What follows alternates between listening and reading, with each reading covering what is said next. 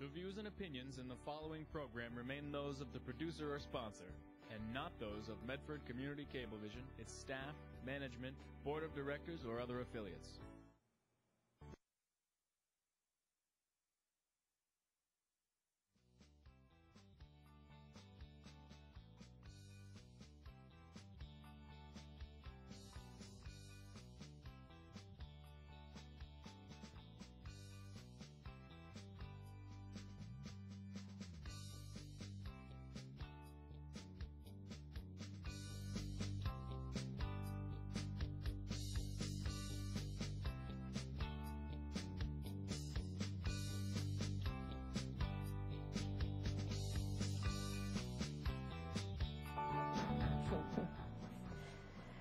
Good evening, everybody. Here we are at TV3 down in Medford Square. I'm Marie Mazzeo, founder and president of Kitty Connection. I'm here tonight with director and clerk Karen Beasley.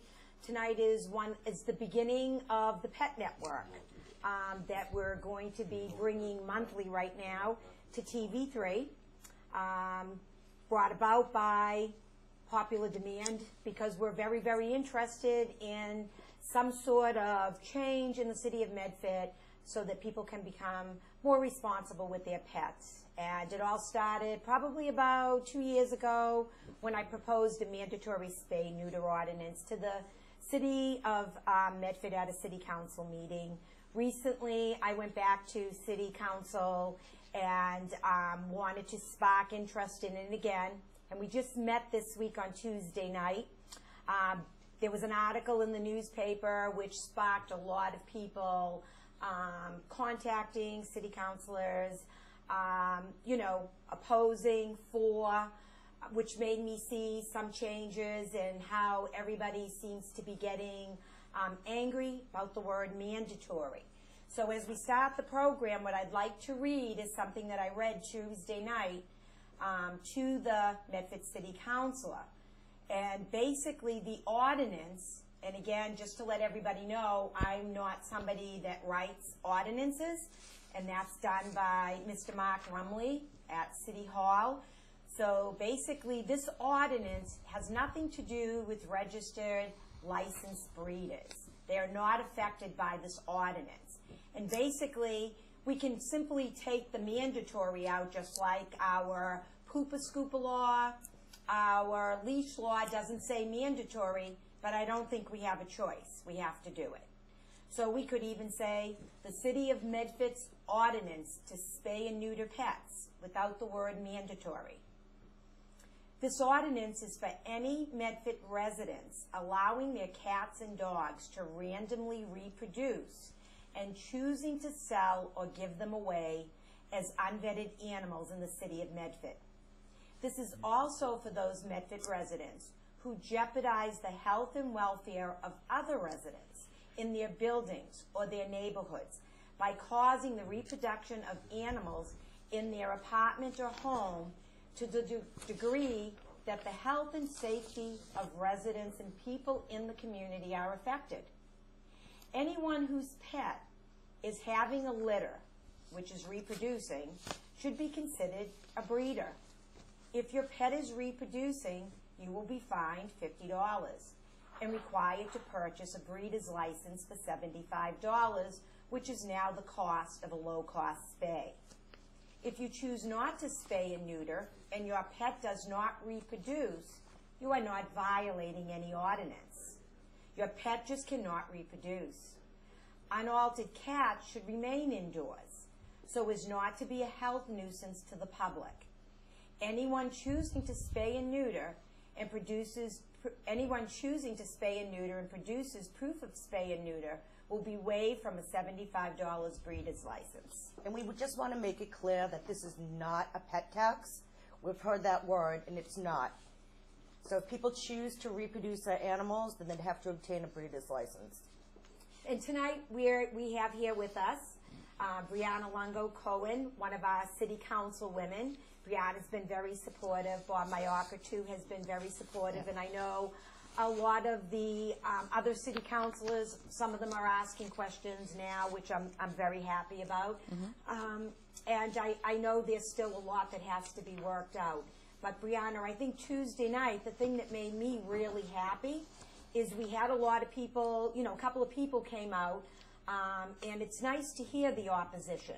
Right. Because it gives us a way to try to work together to make everybody happy. But I think the one thing that we saw Tuesday night is, regardless of how many people liked the spay and neuter ordinance or didn't like the spay and neuter ordinance, that we were all, I think, 100% in agreement that education of the residents of Medford, being a responsible pet owner, as well as educating them about the importance of licensing that is mandated in Medford, how important the rabies vaccine is, and the benefits that can be for spaying and neutering. And anybody out there tonight, too, please call in. You can call in to TV3. We will take calls. So, you know, anything, any questions, doesn't matter if you're against it, doesn't matter if you're in favor of it. This is why we live in America, so everybody can speak their feelings and try to come together and come out with something. So, Breana, can we talk about, like, your feel and how you think the city councils feel towards the education, letting the people of Medford know about education with animals? Right. I think on Tuesday night, you know, we did, everybody who was for or against it, like you said, agreed that education is top priority, especially since we may be or may not be passing some sort of law that would obligate people to spay or neuter their pets unless they're going to get a breeder's license. So I think education is number one. You don't want to punish people. You don't want to, we don't want this to be any sort of, anybody saying it's even a tax. We want, why I got involved is because of the stories that you've told me. I mean, I have always known that it's a problem. You know, not everybody spays or neuters their pets. I've watched The Price is Right. You know, it's a national issue, and it's an issue here in Medford, and I never realized how much of an issue until you discussed many of the situations you've been in. You've gone into a home, and there's 20, 30 cats. I mean, just causing havoc in the home, creating health issues, sanitary issues, diseases that these cats are carrying. I mean, they're going to the bathroom all over the place. And you tell me story after story after story. And then to go on, they're suffering. They're not being fed correctly. And there's a lot of irresponsible owners that don't realize how important it is to get their cats or dogs spayed or neutered. So that's why I got involved, and that's why I think as a counselor I want to do whatever I can to help your efforts, because you need some support. I know you get some support from the police department, and Karen Rose, our director of public health, and Pat, the animal control officer, do their best. But they're under time restraints. We all know that. And the police department as well. They have a lot of things on their plate. So what you do for our community is absolutely amazing. And I, as one counselor, and Bob Mayako, and I'm sure that they're all in support of doing something to help you. And I think whether it's an ordinance, that's why I'm here tonight. I want to just support your cause, let people know what you're doing is the right thing. I understand there's opposition. There's a lot of language that might need to be changed, and that may happen over time. You know, hopefully we can get to a point where the majority of the public, whether they're breeders, cat owners, dog owners, people from your organization, everybody seems to be happy, and everybody seems to be content with what the city council does. So I think this is a great way to come once a month and get the word out. I think the things in the paper, articles in the paper, you do adoptions all the time. We're doing adoptions tonight, as a matter of fact, at Pet Supply Plus. So anybody out there that is interested in adopting a cat, we actually have a little 12-year-old Chihuahua, long-haired Chihuahua at Pet Supplies Plus, 6:30 to 8 o'clock, SpongeBob. So if you're looking for a cat or a dog, definitely Pet Supply Plus. And throughout the weekend, we'll be doing adoptions. So, yeah, a lot need homes. That's great. Yeah, and I just want to be part of supporting your cause, however I can. Yeah. I think the thing that's great, and obviously, you know, we have an action plan that we want to do, and part of the number one with the action plan is education. And we feel that, you know, a number one way to be able to start to educate, get the message out there, make people understand the laws that already exist, and is through TV3. Because the great thing is that we can get phone calls, even if we don't know the answer tonight, that we can find the answer, to alleviate some of the fears, to be able to come up with a better verbiage. You know, again, when you hear somebody say pet tax, you think, oh my God, the last thing, you know, anybody wants is more taxes. So this is the positive. Through the newspaper, again, the nice weather comes in, you know, reaching out. There's lots of people out there that we help all the time when they call us about stray cats, kittens in their neighborhood. And, you know, they need something. They want something. We try to help them, and everybody knows some of these kittens, when they become too old and they're out in somebody's backyard, that you can't make them domestic. Everybody's looking for that little friendly kitten, too, when they're looking to adopt. So these kittens will just continue to reproduce, and these trap, neuter, and release programs that are called TNR are so important to eliminating the problems that these abandoned animals create in the city. Through education, I think one of the most important things, Karen, that we're going to try to do with Kitty Connection and, you know, with Pat Hogan is try to bring in low-cost spay neuter.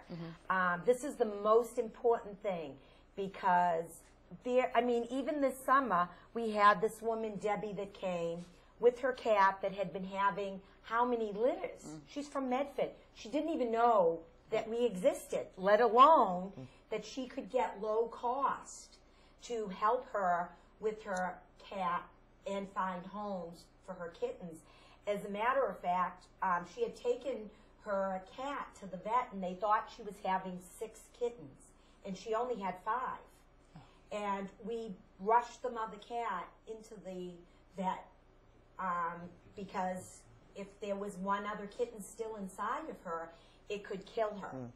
And they did an emergency surgery, and fortunately, because the mother was bleeding, so this led us to believe that there was one more kitten in there. Fortunately, there wasn't. She went on to nurse her kittens, and everybody found a home.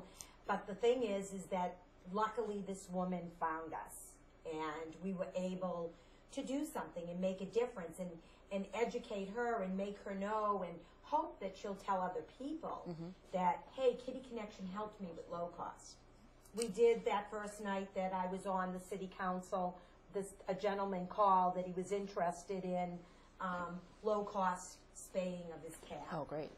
Yeah, I think just the advertisement and the attention it draws, whether you come to a council meeting or you're on TV at TV3, I think that's very important and very helpful for the community. I mean, you may have a senior citizen that just can't get out to even Malden to get their cat spayed or neutered, or people can't afford, you know, they think it's a couple $100 and they can't afford it. But if they contact Kitty Connection, go on your website, see this on TV, they know they can get a low-cost option, and you'll do everything in your power to either get them to the clinic or to hopefully, like you said, in the long term, bring the bus or the clinics to Medford. That would be extremely helpful. I mean, just there's many options. The Catmobile is one. The Spay wagon is another. And I also want to mention to the viewers that on February 19th at the MSPCA in Methuen, there'll be a Spay Day.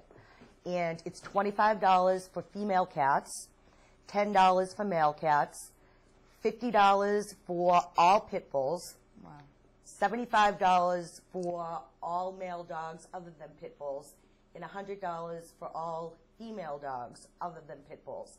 And that includes a rabies vaccine, distemper, microchip, flea treatment, and ear mite treatment if needed, and the spay-neuter surgery. So I'd like to just read off the phone numbers so viewers can write this down. If you have a cat or a dog that needs to be altered, the number is 978-687-7453. Choose option 8 and extension 6101. You can't beat that price. I mean, let me just repeat that number. It is 978-687-7453. Choose option 8 and extension 6101. If you'd like further information, you can certainly call the Kitty Connection main line at 781-393-9995 or visit our website at kittyconnection.net. So, I mean, there's just so many opportunities out there. And if we can get the Spay Wagon, the Catmobile, the Stop Clinic to make some trips into Medford, this will be other advantages too. I know at one time the Stop Clinic was coming into Medford. Pet Supplies Plus offered to sponsor some of the different Spay Wagons that can come in and spay neuter. So it's definitely convenient for people in Medford as well as anybody that touches our community to be able to go in there. Veterinary care is very, very, very expensive. Karen, without saying a veterinary service that you spoke to, can you just let the public know so that nobody feels that they shouldn't call us, because it's a bad economy out there. It's very, very expensive for people that are trying to keep their jobs or laid off to spay and neuter. Karen, can you tell us the prices that you got for a spay and neuter of a cat? Yes, I actually called a local veterinary hospital to inquire about the cost of their neuter and spay program for cats, and I was quoted for a male neuter between $357 and $457, and for a female cat between $450 and $600. And that's just for the spay and neuter alone. It does not include vaccinations, combo testing, flea or ear mite treatment if needed. It's just for the spay and neuter. Wow. Astronomical. When people, I mean, with our low-cost programs, in addition to the Catmobile, the Spay Wagon, and the MSPCA Spay Day, Kitty Connection does offer low-cost coupons to North Shore Animal Hospital. So all you need to do is call the Kitty Connection main line again at 781-393-9995, and we can discuss the options we have. And don't forget, people, you can call in to TV3 right now. We're here. We'd be happy to answer any questions, any concerns, talk about the ordinance, anything that you'd like to talk about. So please feel free to give us a call. And one of the positive things, Breana, too, I know Tuesday night we had Anthony Zambuto, who is Councilor at Large from Revere, that came. So the good thing is that the word gets out there. And this is why I feel, I mean, if somebody from Revere came to Medford to talk in opposition of the spay-neuter ordinance, but can give us 100% support that he felt the education was vital, it shows that we can get the word out. If Revere heard about our ordinance and came to Medford to talk about it, then let's keep talking about it. Let's get the people in Medford to be interested to seeing what we can do to help. Because as Paul Camuso mentioned, there's, you know, sometimes we don't have to worry about the people that like to follow the rules, the responsible pet owner that is going to run down license, the rabies and everything. But it's busy out there. I mean, people are just between, and you're a young mom, I mean, career, you know, running around with children, it isn't easy. I know myself. I mean, my children are all grown, and I'm still sometimes coming home and forgetting, oh, my God, I didn't get to do this. And, I mean, I'm happy. I'm all by myself, because how many times a week goes by, I don't even have time to go grocery shopping. I'm so busy. So, you know, definitely pick up the phone, give us a call, ask us questions. If you need help, we do have lots of volunteers that are willing to help you. And, you know, you can drop your kitty off to us, and we'll take your kitty to the vet, or your dog to the vet. You know, we'll do whatever we can to help. I know firsthand you will. I think when I first started getting involved with Kitty Connection, my business partner adopted a cat, and Karen had a coupon for her for a spay-neuter at the North Shore Hospital in probably within 24 hours, and the cat was spayed and neutered. So you helped, you know, my good friend out right away. And she was, just like Karen said, quoted, I think, $300 to spay her cat, and I think it cost her about $70 with that coupon. And when you bring low cost in, $10, it's amazing why people wouldn't go and spay I their neuter know. their pets. It is. Because it's the cats that, and Yeah. the dogs that are suffering. Absolutely. And it's sad, Breana, I left a packet because, of course, one of the things that I said was the State House had lots of Senator Jalen as a big animal supporter. And I put a picture, I don't know if TV3 can come in on this picture, but this is, did you see this picture? Yes, I did. I I don't have know if other members of the city council will look at it. But this picture is of a domestic cat, okay? And this is right off the streets of Medford, right near my home, Cudworth Street. I happened to leave to go get gas, and don't ask me why, I just didn't drive down Riverside Ave. I took a turn down one of the side streets, and I saw this cat lying in the middle of the street, okay? And I thought he was dead, hit by a car. I pulled up my car next to him, and he picked his head up and looked at me. In the picture, you can see that his eyes are open, okay? But when this cat looked up at me, you couldn't even see his eyeballs. They were so infected. I was hysterical. I called somebody to run over, and with the blanket, we scooped him up off the floor, off the ground, okay? Put him in my car. I called Claire, because at the time I was volunteering with Melrose Humane Society, and hysterically crying because I couldn't believe that this animal, this cat, was alive.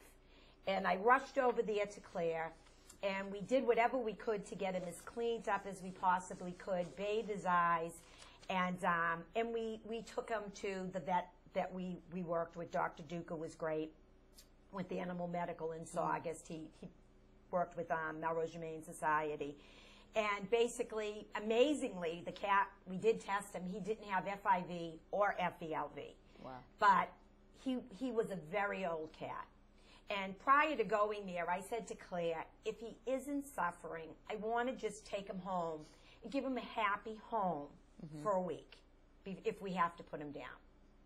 So, needless to say, Dr. Duca estimated him to be in his teens. Wow. Okay? And the other sad part is it's very expensive to euthanize. And this is the other part that people aren't seeing when we're doing all of the rescues, and that's why I wanted to put this, because this is no way for somebody to do low-cost euthanasia. Dump your old, dying, sick cat out in the street so that you don't take it to the vet to put it down. Oh, I didn't even think of that. Oh, my gosh. I had him living with me for almost 2 months, okay? Because the vet said he's on his way out, but he isn't suffering if you can take good care of him. Wow. We put him on antibiotics to clear up the infection. We called him Lucky because he was one lucky cat that I happened to drive by. He lived with me for 8 months before he told me it was time for him to die, okay? But when he was living with me for 6 to 8 weeks, somebody called me up and said they thought they knew that cat because he was up on the site. Oh, wow. They literally came to my house and told me that that cat belonged to somebody and told me where he lived. And that he just dumped him. This person never awful. put posters up looking for their cat. Okay? Never contacted anybody that they were looking for their cat. At that point, he literally belonged to me, Melrose Humane Society, because we did all the vetting. 2 months living with me, and this is what a lot of people don't understand, is that, you know, a cat roams away. If you don't keep looking for it, somebody picks it up, it becomes their cat. They take it to the vet if there's no microchip in it, and nobody claims it. Now they vet it, they vaccinate it and everything. It's their cat. Some kid is losing their pet. Wow. But to the same token, for a lot of these pets, when seniors die and their pets are old and the family doesn't want them, most rescue organizations cannot take in a 15-year-old cat. Okay? Some people, they feel bad. They're hoping somebody will take the cat in, but then they just open the door and let this cat out. And for the many sick cats that never get picked up off the street, this is their fate. Yeah. Lucky is lucky that You I found saw him. him.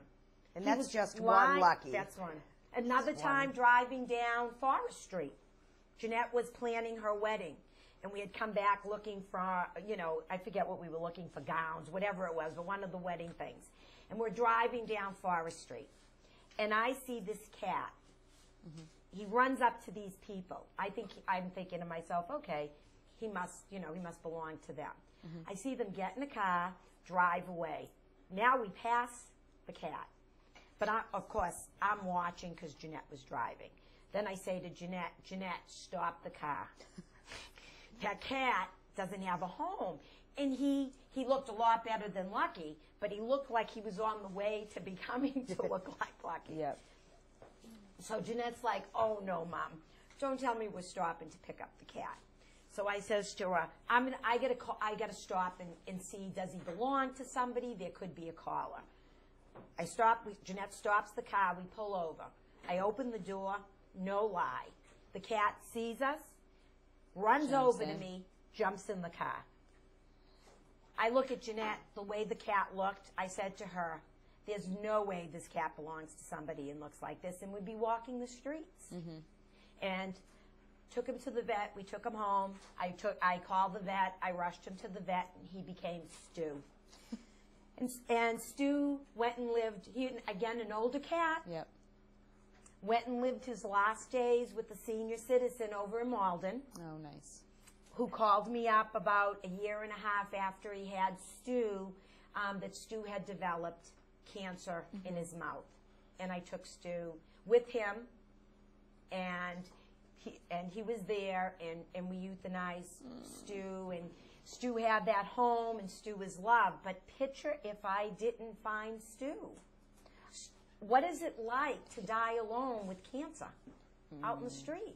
It's not right. But I just want to stress, too, with this story, that it's very, very important if you have an outdoor cat to either have it microchipped or have a collar on with a tag to identify that the cat does have an owner. Because with that story, there was no microchip, no collar, and luckily Marie did see that cat and took it in. So it's important for identification purposes. And sometimes there are sad stories. Cats accidentally get out of the homes, even dogs. I mean, and sometimes they're never found. It's funny because I remember it was Christmas. I think it was either the day before Christmas Eve or Christmas Eve. And now, from the transcript, called me that some cat had come to her house. And she kept it on her front porch. And of course she had cats. The smart thing, you don't take it in. You don't take a stray cat, put it in with your cats. You give it the care, but you never know what it has. I told Nell, well, obviously nobody's open Christmas Eve, Christmas. Take care of it, and right after Christmas, we'll take the kitty. Needless to say, Nell left a very sad message on my phone. She was crying because when they went out to check on the cat, it had died. It was dead on her porch. But the happy ending to the story was that it was a very old cat who got out of somebody's house that lived near her. And they were looking for the cat. And they were so happy that the cat wasn't outside and didn't die by itself. Because when cats know it's the end, they sometimes want to go someplace off by themselves and die. They wander and they hide. And cats are masters of disguise. If a cat is sick, you wouldn't know most of the time that it is life-threatening until the very end. Because they just disguise their sickness. And that goes to show that they're descendants of the lions and the tigers, where they would become prey if they show any kind of weakness. So cats do hide. So I know most of us know our cats by heart. I mean, I myself, I know the minute one of my cats isn't feeling well. And the neurotic I am, I bring it right to the vet. But people know that. So just always keep an eye out for your cat if they're acting funny, if they're not eating, if they're sleeping a little bit more. Definitely maybe give the vet a call and just ask some questions. Yeah, it's crazy to think people leave their cats out to die or when they don't want to pay for the euthanasia. My cat, I had to put her down after 21 years of her living with me basically my whole life. I had to put her down last year. That's sad. Yeah. And the money just it didn't matter. I needed to be there with her. Yeah. I just, when you showed me that picture, I just thought it was a stray cat, one of the many that are out there that have Exactly. never had a home. And then to tell me that somebody let them out of their house on purpose, that's pretty sad. Yeah, Yeah. it is. It's so funny. Jeanette just lost her 21-year-old kitty yesterday, Putty. Yeah. It's hard. It's really hard. And they can live. That's the commitment. People don't realize that when you get that little kitten and everybody wants that little kitten, that it's a big commitment because they can live well into their 20s. Oh, yeah. The oldest I heard was 26. Oh, I think it's a 30-year-old in the UK. That's what I last, 30 years old. Wow, that is really... Overweight and 30 years old. Wow. Breana, from a standpoint of the city council where everybody did seem to support and feel right throughout the room that education would be vital in the city, even though, and again, I know we talked, when we were talking about an ordinance, you know, we don't want the people out there to be panicking. Anything, you know, even if anything were to come about, it's months away from anything that would happen. Right. Because we all agreed that you need to let people know what could be happening in the future, and they need to have the time to be able to reach out. Right. Okay? And so call in, everybody. We need you to call in. It's really, we have to call. Awesome. Okay, let's take that call. Hello? Hello. Yes, hi. I'm Breana. How are you? Very good. Who do we have? Great. My name is Gary Spelling. Okay, thank you for calling, Gary. I just want to say you do a fantastic job. You are tenacious in all your efforts.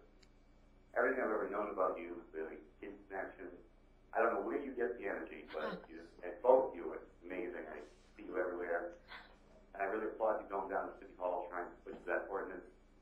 But I kind of, and Breana, one though, it's so great to see you at TV3. You look fantastic. I did have a question. Maybe this might be the place to ask, or maybe not. When a cat is like, you know, I guess they call it kneading, like when they keep pawing, you know, like a pillow or a blanket. What does that mean? What does that mean? Yeah. What does it mean? Yeah. There are a few things that it could mean. The first thing is that it was taken away from its mother too early. So when cats nurse from the mother, they need on the nipple to get the milk. Right. And it also could mean that they're putting their scent. They're owning you. So if they're kneading on your pillow, they're actually establishing their scent. So those are the two main reasons why they need. Really, because it's funny, when you look online, there's a gazillion questions, and they say, well, that means the cat is happy where it is. Which would be why they put their scent on Right. it. So there are scent glands in the pads of the cat's feet. So when they knead like that, their scent is just put wherever it's needed. So, Gary, your cat is telling you He loves you. that he loves you and he owns you. Well, there you go. At least somebody does. Yeah. Well, thank you very much, ladies, again, for all your hard work that you do, and I appreciate it. And Breana, thanks for coming to TV3 and being part of this show. Thanks, guys. Thanks. Thank you so much for calling. Thank you. That's great. Come on, people. Give us a call. Okay. TV3, the number is showing 781-395-5024. Any questions? You know, debt oppositions, you know, your complaints about what we've been trying to bring to the city council about that there should be spaying and neutering. What we're trying to really do is, you know, stop the cats that are reproducing and somebody just throws them out on the street. Maybe you should, when you educated the council, you mentioned, both of you educated us on how many litters a cat can have. Yes. I don't think you've mentioned that tonight. No. Maybe Yes. it'd be important to tell the public. I mean, some owner may not know how many times Right. a female, how many cats she can have. Right. Before Marie explains that, I just want to make note that female cats are induced ovulators, so they can go into heat in just the presence of a male cat. Not like a dog, which goes into heat twice a year. A cat can go into heat whenever it's around a male cat, and that could be 20 times a year. Okay, but usually a female cat can reproduce every 60 days. She has a litter. She nurses that litter. She goes back into heat again. Okay? That might be the rare case, but it can happen. When we did a rescue, there were 4 mother cats nursing 13 kittens. And none of the kittens were 8 weeks old yet. And 2 of the mother cats were already repregnant. So, somebody can say the chance of that happening is slim, might be slim, but that's all you need is a few instances that it happens, and it's just completely out of control. It's, and people don't realize these are people that think they're doing good. They see the stray cat, they bring the cat in, and it's out of control. Before you know it, it's litter after litter. When we went in, this was a hoarding situation, and out of all of the cats that were in this 3-room apartment, the oldest was probably just 3 adult cats that were 2 years old. Oh, wow. Everybody else was still anywhere from kitten 6 months to a year. Wow. Yeah. There are just so many stories out there. I ran into a veterinarian last week at my office, and he mentioned a story about a woman that brought the female cat in and said, "My cat's sick. She, her stomach's really big and bothering her." And the veterinarian said, "Oh, ma'am, I think she's pregnant." "No, that can't be. That can't be. It's impossible. Will you let her out?" "No." "Are there any other cats in the home?" he asked. "Yes, but it's her brother." Isn't that incredible? And he's like, "Well, that's how she's pregnant." And I have no idea. Yeah. And she's like, "No, that couldn't be." So that was a funny it's funny story. with the litter but of kittens, though. If there are, say, 6 kittens in a litter, each of those kittens could have a different father, because female cats continually to mate. Oh. So all I 6 know could have a that. different Yes. parent. Yeah. Wow. So They're born in little sacks. Yeah. And they can have up to 6? They Oh, can have, we had I've a had 10. Yeah. 10 at one time. Yeah. My gosh. Yeah. Yeah, I mean, And- you're educating me just tonight. And I think And- if you do this once a month and you get 1 or 2 people each time to go out and spay or neuter their cat, or you get 1 or 2 people to call you or go to your website, then you're doing the job that you came to do. Absolutely. And that's what's important, because well, again, it's an accomplishment is when, as rescue people or anybody that is interested in educating anybody, that somebody does something. And Karen recently was doing an adoption of one of our pit bulls, and the gentleman that came to adopt Isabella, his male dog was not neutered. And Karen was, when she was, was so upset when she was talking to me, like, how can somebody not spay or neuter? But, some people really don't want to. And if they don't want to, that's fine. But then, when you come to adopt from an animal rescue organization, and Karen and I were toying back, should we, it was a good home for the dog, and do we adopt this dog because his meal isn't fixed? And, Karen was talking to him, and he was telling him about all the benefits that his dog would have by being neutered. And when he went home and he seriously was thinking about adopting the dog, and as Karen and I are hemming back and forth, he contacted Karen. Karen calls me like she was so ecstatic because he had decided he was going to neuter his dog. Wow. And this is the success. 4-year-old dog. Wow. And it was actually really interesting, because when I did the vet check on his application, the vet said, I've been trying to get him to neuter that dog for years. Wow. So I was very happy with that. Congratulations. And he actually did adopt Isabel. We dropped her off in Vermont on Sunday. Wow. And great owners, wonderful adoption. Yeah, and I think, Marie, you're the most vocal of the organization. Everybody gives you all the credit, but, credit needs to be given to you, Karen, too. A lot of volunteers. Yeah. One of the great things that I think is exceptional for Kitty Connection is that we have a great team of volunteers. A lot of the volunteers, Kitty Connection's only 5 years old, but a lot of the people that I work with in Kitty Connection, and some of them you may never see, because as in TV, there are so many people behind the scenes that bring the program to the public. Oh, yeah. And that's a lot with Kitty Connection. Some of them have been with me, my goodness, I think for over 10 years, that we've worked together in some capacity of helping animals. You know, Joan does the website, people that you're not always going to see out there. And a lot of people, some of our great volunteers that come in and take care of the kitties that are downstairs in our Kitty Connection adoption site, they would prefer to just work with the animals. They don't want to deal with the public and be out there. So we all have, you know, a goal and something that we like to do. But we have a really strong networking team. And Absolutely. we get you know, there's so many people, like when something's going on, that we can send an email out that can travel. And the thing that is so fascinating, I mean, one time, people don't even realize rescues that can happen across the country.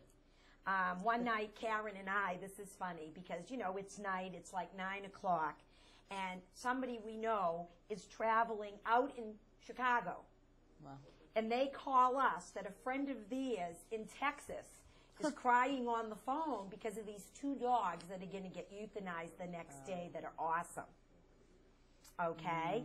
So they're like, is there anything you can do to save these dogs? And it's so funny how people will think that you can, you know, and they're both, we're gonna call Marie and Karen will think of something to save these dogs, and it's like, oh my God, we've got to figure something out by 12 o'clock that night. Oh wow. So of course we get in touch with this person in Connecticut because obviously there are Massachusetts laws that you just can't take dogs in from out of state. But again, you can have somebody be able to rescue in another state.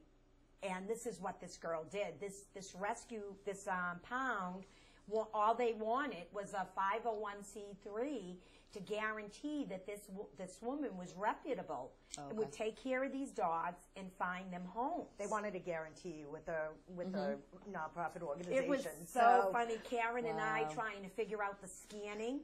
We had to scan. Nothing would work. You know when nothing works? Yes. The fax machine breaks. We ran to the hotel. Karen and I ran down to the Hyatt. Okay, and we're telling them that we're animal rescue people and that we're desperately trying to save 2 dogs in Texas, and this fax has to get out to Texas. And of course, they're looking at us like it's midnight. Yeah, all right. and they let us do it, and it's, you know, we fax this stuff off, and we run back home. We call our friends we email our friends in Chicago. Wow. We call the girl in Texas and tell her, you know, be at the pound first thing in the morning because the papers are going to be sitting on the fax machine that you know, that's it. You know, you're reputable and can pull the dog. And I mean, she just made it too before they put those 2 dogs down. Yeah. She got there and said, wait, there should be a fax. And the dogs were saved. Yeah. And we posted them on our website. And they got adopted. Yeah. And they both got adopted to people in Texas. Yeah. That makes with you our feel help good. with networking, with Makes you Pet feel good. Finder. So, and this is what's great, and this is what a lot of people don't understand, that the volunteers that you'll never see. Because, you know, Karen and I might be the spokespeople, and again, Karen is, you know, Stacy's another one. Stacy is over doing adoptions tonight. Yeah. And I'd have to say, I mean, Karen and Stacy put in so many behind-the-scene hours. I bet. Okay, that people don't see. Like, you know, everybody's thinking, here's Karen and I sitting here, but Stacy's off because we can't be Doing at the work. Yeah. Exactly. She's picking We're up the chatting. cats. She's doing her education down at Pet Supply Plus because people that stop in and have questions about cats, dogs, you know, everywhere we go, that's part of our mission is educating. And we talk to, every time we're in Pet Supplies Plus, we always run into someone that's either has a litter of kittens they need help with or they need low cost. And we talk to everybody. Yeah, no, And that's I the way to the do it. dialogue is wonderful. Don't forget, people, call in. Come on, we need more than Gary's phone call. And one of the good things, Breana, again, our focus and our goal for coming here and starting the Pet Network is to keep getting the word out there. So, again, one of the things that I'm going to do is I think it would be great. You know, even one time, I don't know if this is a good idea, if the city council would like to be able to come and we could talk. It might get some of the people to call in and be able to say, what their opposition is and what their Questions, concerns. Like a town hall meeting. Yeah, because the thing that I think was so great is what we were able to accomplish in Tuesday night. Yep. And the other thing that was so good is, with Anthony, even though he's opposed to the ordinance, how we were able to talk about ways that he could help me. Absolutely. I have a client that could use some low-cost help for a therapy dog because Anthony knows a lot about Westies, and he was able to give us some help there. That's great. Also that night, I have to run let's soon. see, I got a paper here from Laura Allen, okay, all rights reserved. She took a lot of time to bring this. Her husband delivered it. And again, the thing that's so incredible is that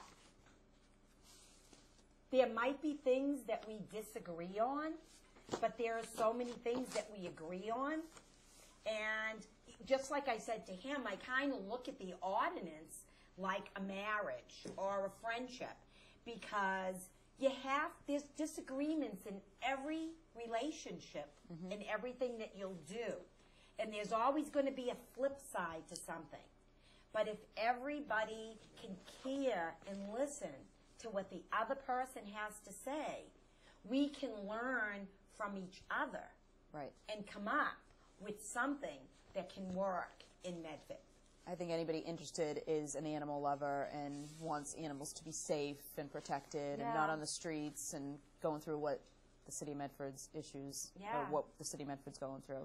And I really believe in my heart that if more people had affordable, low-cost medical, that we'd have more people with vaccinated pets. Yep. I mean, if somebody can't afford to do a rabies vaccine, cat's not vaccinated. I know. Okay, even with the dog, they can't go get a license because it needs to have a rabies. And I know Medford Pat does, the annual rabies. And again, it's $10. But remember, what if somebody has to work on that Saturday? And it's only once a month. One of our plans for this is to get a lot of professional people that can come on. So that's why we need to hear from the public. Right. Because if there's something you want to learn about, we want to get that professional here that can educate all of us, okay, and be able to spread the word.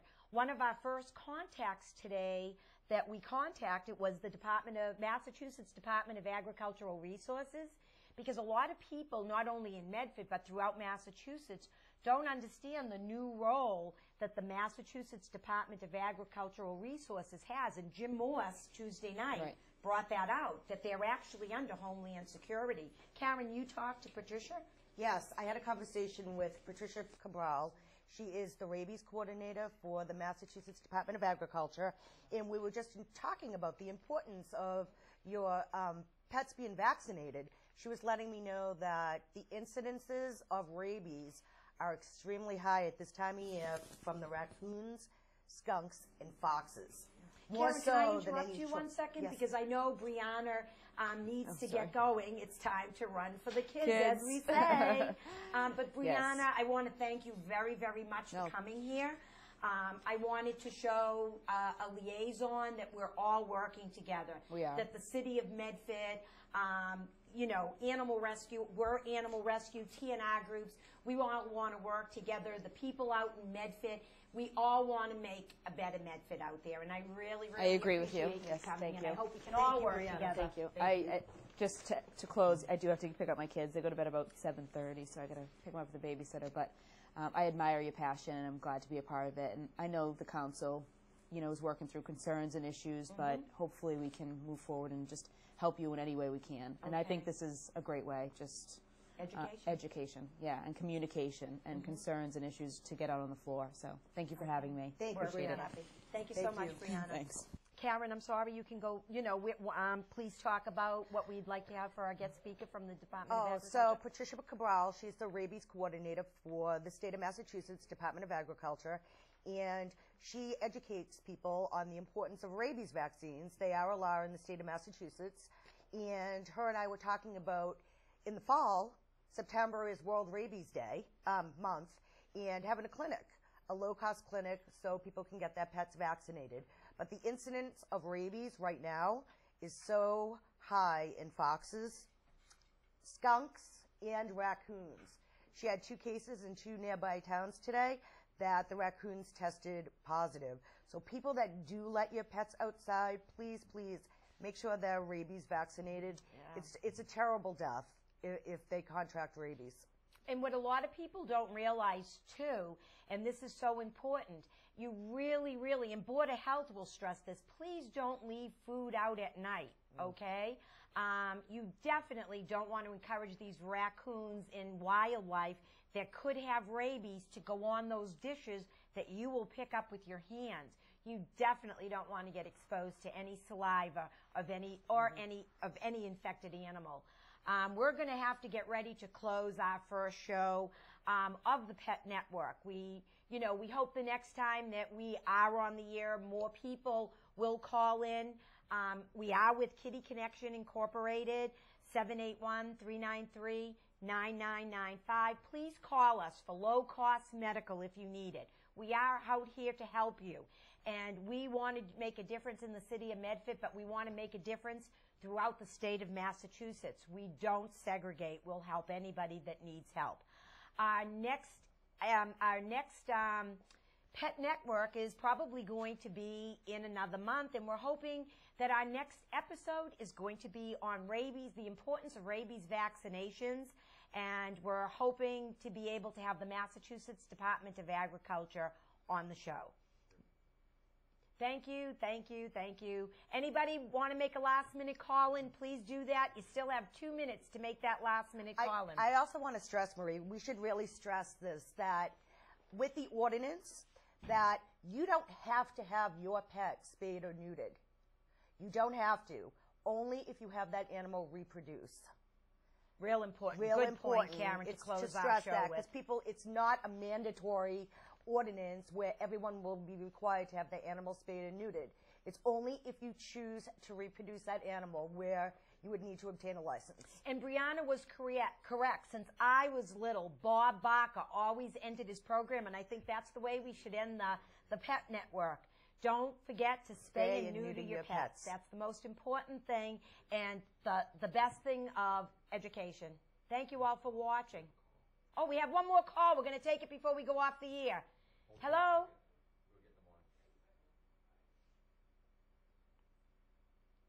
Just punch him through. Just say we're waiting for the call. We're just waiting for the call. We're going to try to take this one call before we have to go on off the air. Hello? Hi there. This is Eleanor Jean. I just caught your show. Really nice to see the both of you. Thank you, Eleanor. I'm very much in favor of spaying and neutering, as I've talked with you on my walks around the river reservation. So I keep praying and hoping that it follows through and that the fear that people have will be subsided once they are educated with the need and how well it really works. That's right. That is so true, Eleanor, and that's what this is all about. It's not to get people mad. It's not to punish people. It's for all of us to be able to learn something and to be able to do something better for our pets and all of the animals that live outside. Yeah. Eleanor, thank you so much for calling. Eleanor's been a strong supporter of Kitty Connection for a few years now, so we want to thank you again, Eleanor, for your support. And keep praying. I will, and thank you both for your perseverance. Thank you. Thank Bye-bye. Okay, everybody, thank you for watching. Don't forget to spay and neuter your pets. Call Kitty Connection if you need any help, 781-393-9995. Thank you. Good night. I'm Marie Mazzeo with Kitty Connection, and this is Karen Beasley. Good night. Thank you, everyone.